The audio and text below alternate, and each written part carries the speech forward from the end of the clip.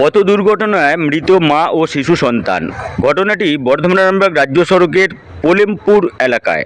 এলাকাবাসী সূত্রে জানা যায়, লালটু ঘোষ, যার বাড়ি খণ্ডঘোষ ব্লকের কাপসিট গ্রামে, তিনি তার স্ত্রী ও সন্তানকে নিয়ে বর্ধমানে ডাক্তার দেখাতে গিয়েছিলেন। ফেরার পথে পোলেমপুর এলাকায় একটি লরি ধাক্কা মারে। ঘটনাস্থলেই মৃত্যু হয় শিশু, সন্তান এবং তার স্ত্রীর।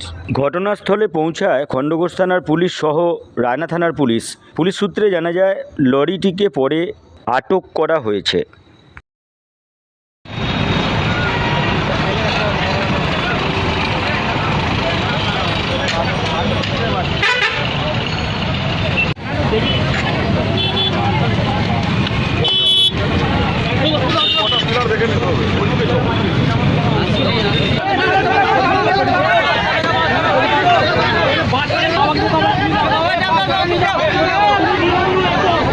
বাচ্চাটা কি হয়েছে?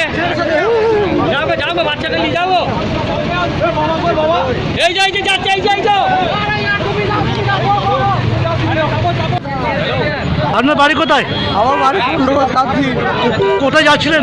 আমি ডাক্তার অসুস্থকে দেখিয়ে আসছি, লরিতে না বাচ্চামি দেখিয়ে চেপে দিল, আমাকে টেনে নিল। কতজন ছিলেন? হ্যাঁ, কতজন ছিলেন বাইকে? আমার মেয়ে, আমার বউ। বলো।